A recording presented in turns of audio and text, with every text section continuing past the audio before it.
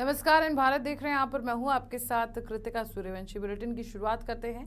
12 मई को देश के प्रधानमंत्री नरेंद्र मोदी पटना में रोड शो करेंगे। इस रोड शो को लेकर बीजेपी की ओर से प्रेस कॉन्फ्रेंस की गई, जिसमें बीजेपी प्रदेश अध्यक्ष सम्राट चौधरी समेत कई बड़े नेता शामिल हुए। इस दौरान सम्राट चौधरी ने कहा कि पहली बार प्रधानमंत्री जी का रोड शो होने वाला है, जो बेली रोड से होकर पूरे डाक बंगला चौराहे तक किया जाएगा। इस दौरान पीएम पूरे प्रदेश में संदेश देने का काम करेंगे। प्रधानमंत्री ने पिछले 10 वर्षों में भारत के विकास के लिए, समृद्धि के लिए, आर्थिक विकास के लिए संविधान को बचाने का काम किया है। भारत के सभी वर्गों को आरक्षण की व्यवस्था सुदृढ़ करने का काम किया है।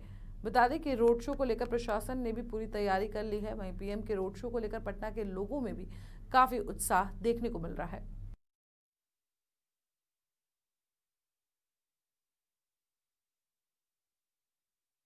जैसा सम्माननीय अध्यक्ष ने आपको बताया, ये हम लोग सबों के लिए बहुत गौरव का क्षण है। और पटना साहिब के उम्मीदवार के रूप में मैं और पाटलिपुत्र के उम्मीदवार के रूप में बलराम विभाग जी, हम दोनों बहुत खुश हैं कि हमारे क्षेत्र में माननीय प्रधानमंत्री जी आ रहे रोड शो कर रहे हैं। और साथ ही बिहार से भी कार्यकर्ता आएंगे, उनका स्वागत करने, उनको प्रणाम करने। मैं आपसे इतना ही कहूंगा कि मैं इतिहास संभाल रहा था, तो जब से देश आजाद हुआ है तब से आज तक पटना में किसी प्रधानमंत्री ने रोड शो नहीं किया। गांधी मैदान में आए हैं, भाषण दिए हैं, लेकिन जनता के साथ रूबरू होना, उनके बीच से गुजरना, एक लंबी सड़क यात्रा के माध्यम से, तो मोदी जी ने, अगर आप दुनिया के कैंपेनिंग के मानक को देखेंगे, रोड शो के माध्यम से एक नया मानक, तो हम सभी बहुत प्रसन्न होंगे। आप सबों का भी स्वागत है। समस्तीपुर जिले के 2 लोकसभा क्षेत्र उजियारपुर और समस्तीपुर में आगामी 13 मई को होने वाले चौथे चरण के मतदान के लिए जिला निर्वाचन पदाधिकारी योगेंद्र सिंह की तरफ से समस्तीपुर जिले के सभी मतदाताओं से मतदान करने की अपील की गई और साथ ही जिले के सभी मतदाताओं से कहा गया कि मतदान करते समय सुरक्षा और व्यवस्था के लिए जिला प्रशासनिक पदाधिकारी सहित पुलिस अधिकारी मौजूद रहेंगे। मतदाताओं को किसी भी तरह की चिंता करने की आवश्यकता नहीं है।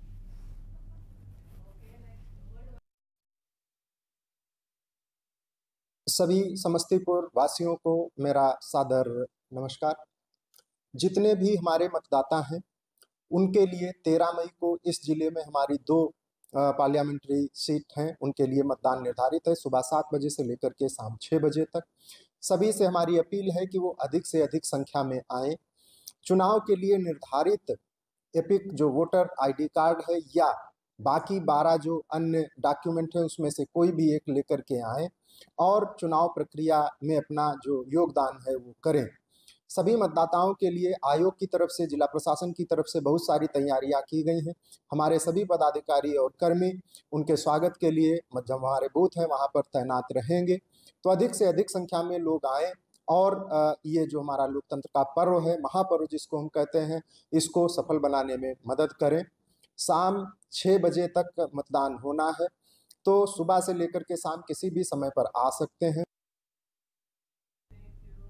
13 मई को समस्तीपुर जिले में लोकसभा निर्वाचन को लेकर जिला प्रशासन पूरी तरह से मुस्तैद दिखाई दिया। लगातार कोशिशें की जा रही हैं कि किस तरह से जो चुनाव हो उसको सुरक्षित ढंग से पूरा कराया जा सके। आपको बता दें, प्रशासन की तरफ से state sweep icon Maithili Thakur की तरफ से मतदाताओं को जागरूक करने के लिए जिला मुख्यालय के कर्पूरी सभागार में मतदाता जागरूकता अभियान चलाया गया। इस दौरान सांस्कृतिक कार्यक्रम भी प्रस्तुत किया गया। आपको बता दें कि इस अवसर पर अपर समाहर्ता अजय कुमार तिवारी ने बारी बारी से मतदाताओं को संबोधित करते हुए कहा कि समस्तीपुर और उजियारपुर लोकसभा क्षेत्र के मतदान में मात्र 6 दिन ही बचे हैं। इसमें प्रत्येक मतदाता स्वतंत्र, निष्पक्ष और भय मुक्त होकर अपने अपने मताधिकार का 100% प्रयोग करें। पहली बार मताधिकार का प्रयोग कर रहे नए मतदाताओं से विशेष अनुरोध करते हुए उन्होंने कहा कि देश के लोकतंत्र को मजबूत करने के लिए मतदान अवश्य करें। वहीं लोक गायिका मैथिली ठाकुर ने चलो मतदान करें हम मतदाता जागरूकता गीत के साथ अपने सांस्कृतिक कार्यक्रम की शुरुआत की।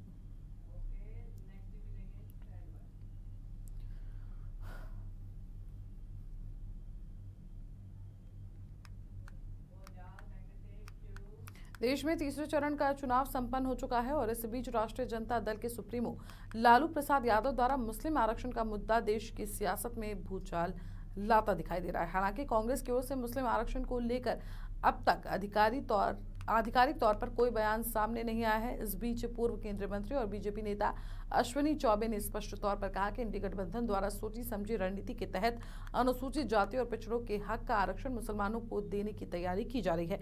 अश्विनी चौबे ने कहा कि कांग्रेस का मैनिफेस्टो देश में धर्म के आधार पर आरक्षण लागू करने की बात कह रहा है। उन्होंने कहा कि कांग्रेस ने धर्म के आधार पर आरक्षण लागू करने का मन बना लिया है। कर्नाटक का व्यवहार देशवासियों को समझने के लिए काफी है कि धर्म के नाम पर अनुसूचित जाति और पिछड़ों का आरक्षण मुसलमानों को दे दिया जाएगा। देश में पुनः नरेंद्र मोदी की सरकार बनेगी और भारत तीसरी शक्ति के तौर पर विश्व भर में जाना जाएगा।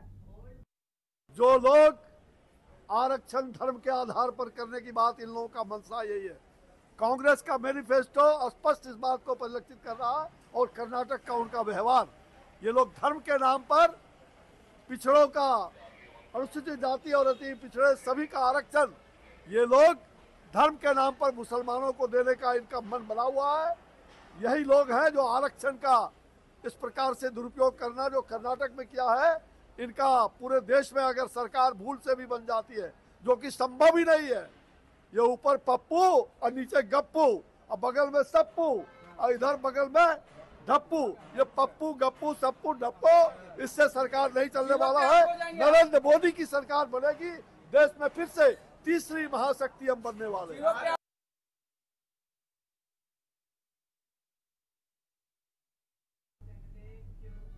जिला निर्वाचन पदाधिकारी पटना की अध्यक्षता में पटना साहिब और पाटलिपुत्र लोकसभा में एक प्रेस कॉन्फ्रेंस का आयोजन किया गया। जिलाधिकारी ने कहा कि स्वच्छ, निष्पक्ष, भयमुक्त, पारदर्शी और सहभागितापूर्ण चुनाव संपन्न कराना प्रशासन की सबसे बड़ी प्राथमिकता है। इससे संपूर्ण तंत्र इसके लिए सजग, तत्पर और प्रतिबद्ध है। आपको बता दें कि पटना में 2 संसदीय सीट के लिए नामांकन प्रक्रिया शुरू हो गई है।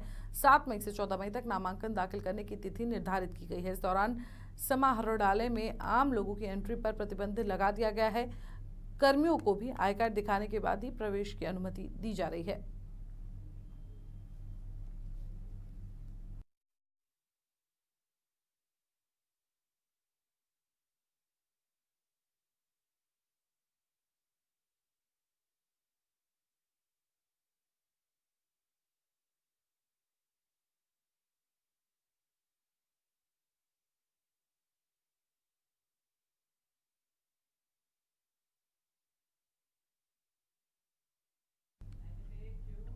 विकासशील इंसान पार्टी के प्रमुख और पूर्व मंत्री मुकेश सहनी ने बीजेपी पर कटाक्ष किया है। इसके साथ ही मुकेश सहनी ने प्रधानमंत्री नरेंद्र मोदी पर आरोप लगाते हुए कहा कि प्रधानमंत्री नरेंद्र मोदी विपक्ष को देखना नहीं चाहते हैं, विपक्ष को हमेशा दबाया जा रहा है। उन्होंने आगे कहा कि विपक्ष सरकार को आईना दिखाने की करती आ रही है लगातार, और अगर विपक्ष रहेगा ही नहीं तो देश कैसे चलेगा। तब तो हिटलर शाही वाली बात हो जाएगी, जैसे पहले राजा हुआ करते थे।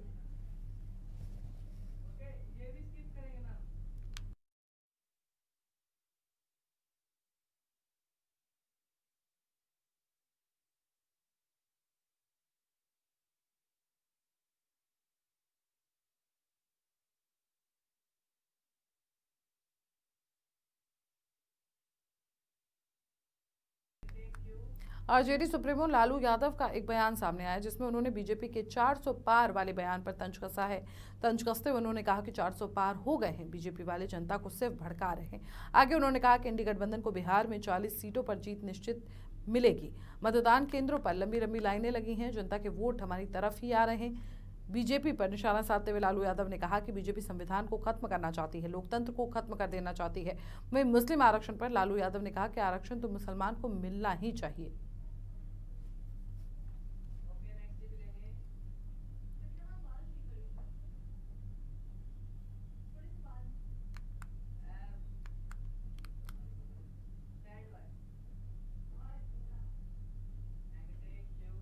लोकसभा चुनाव को देखते हुए गोपालगंज जिले में कई जगहों पर चेकिंग अभियान चलाया जा रहा है। इसके साथ ही जिले में 12 एसएसटी केंद्र बनाए गए हैं, जो 24 घंटे पुलिसकर्मियों को शिफ्ट वाइज तैनात किया गया है। वहीं पुलिसकर्मियों द्वारा 4 पहिया वाहनों को रोककर तलाशी ली जा रही है, ताकि लोकसभा चुनाव को प्रभावित करने वालों पर नकेल कसी जा सके। दरअसल लोकसभा चुनाव को शांतिपूर्ण और भय मुक्त संपन्न कराने को लेकर पुलिस और जिला प्रशासन की टीम विभिन्न जगहों पर चेकपोस्ट और एसएसटी टीम को तैनात कर दूसरे जिले से आने वाले वाहनों की निगरानी कर रही है। इसमें पुलिस और जिला प्रशासन की टीम द्वारा 24 घंटे शिफ्ट के अनुसार दिन रात वाहन चेकिंग अभियान चलाया जा रहा है। गोपालगंज में प्रवेश करने वाले सभी 4 पहिया वाहनों की जांच बड़ी सतर्कता से की जा रही है। इसके साथ ही वाहनों से संबंधित कागजात की जांच कर आगे जाने की अनुमति दी जा रही है। मौके पर तैनात मजिस्ट्रेट दीपक कुमार ने बताया कि चुनाव को देखते हुए चेकपोस्ट बनाया गया है। यहाँ कुछ पुलिसकर्मियों को तैनात किया गया है। आने वाले वाहनों की जाँच की जा रही है।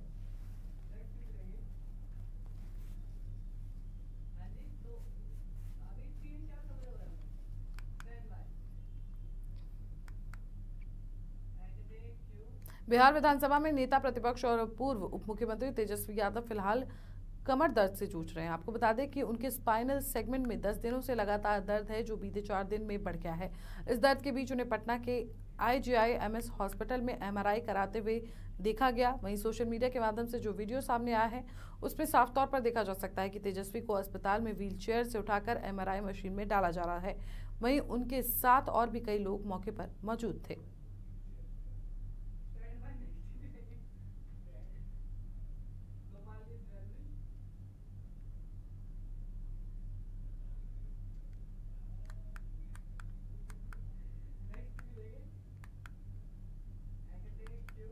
गोपालगंज जिले के थावे थाना पुलिस ने गुप्त सूचना के आधार पर कटेया में छापेमारी कर आभूषण दुकानदार से रंगदारी मांगने वाले 2 बदमाशों को गिरफ्तार किया है।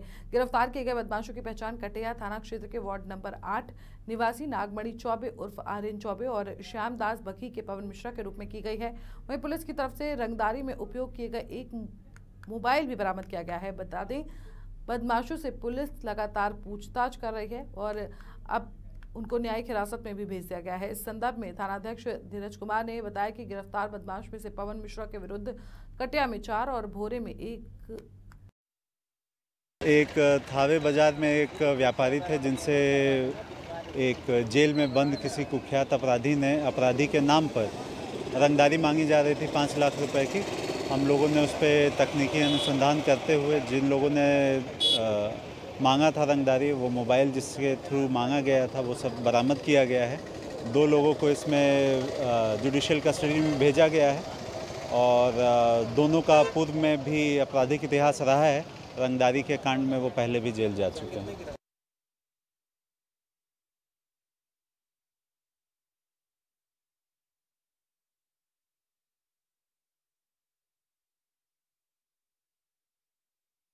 फतेहपुर थाना क्षेत्र में बीते दिन शाम आधे दर्जन जगहों पर हुई वज्रपात की घटना में 2 लोगों की मौत हो गई है, जबकि 15 लोग घायल हो गए हैं। मृतकों में एक महिला और एक युवक शामिल है। वहीं घायलों में 2 की हालत गंभीर देखी गई, जिसकी वजह से उन्हें रेफर कर दिया गया है गया में, जबकि अन्य सभी का इलाज फतेहपुर CHC और निजी क्लिनिकों में चल रहा है। आपको बता दें कि घटना पर DM डॉक्टर त्यागराजन ने शोक जताया है। वहीं मृतकों के परिजनों को 24 घंटे के अंदर मुआवजा देने का निर्देश दिया गया है।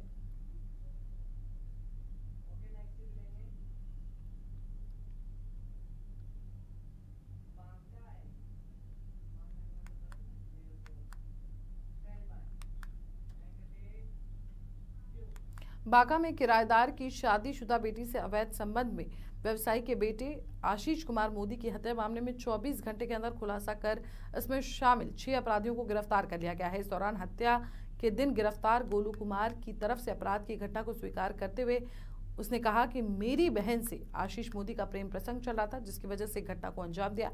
SP डॉक्टर सत्य प्रकाश और SDPO विपिन विहारी ने प्रेस कॉन्फ्रेंस कर इसकी जानकारी दी। 24 को रात्रि में करीबन 10:30 बजे बांका थाना को सूचना मिला कि थाना अंतर्गत अलीगंज निवासी कुमार गौतम का भतीजा जो है आशीष कुमार मोदी, जो सुबह लगभग 4 बजे से लापता है, अपने हिंडई वेन्यू कार से निकला है पर लौट कर नहीं आया। इस पर त्वरित हम लोगों ने कांड दर्ज किया उसी समय, और कांड दर्ज करके एक टीम का गठित करके उनको खोजने के लिए प्रयासरत किया गया। CCTV एवं अन्य टेक्निकल साक्ष्य के आधार पर हमें पता चला कि जो वादी किराएदार थे, उनके दामाद गौरीशंकर झा, पिता उपेंद्र झा, पुलविसी में कार निकलते देखा था। इसके बाद किराएदार अशोक कुमार झा तथा उसकी पत्नी को थाना ला करके पूछताछ किया गया तो पता चला कि उसका जो बेटा था गोलू उर्फदीप कमल झा अपने घर से फरार है। हम लोगों ने टेक्निकल आधार पर उसका लोकेशन पता किया तो देवघर की तरफ आया, तो उसके बाद उसको बुलवाया गया उसकी बहन से बात करा करके, और वो जैसे ही आया उसको पुलिस ने जब पकड़ करके पूछताछ की तो पता चला कि कुछ प्रेम प्रसंग का मामला था। मेरे साथ इस बुलेटिन में इतना ही। देश और दुनिया की तमाम बड़ी खबरों के लिए देखते रहिए एन भारत।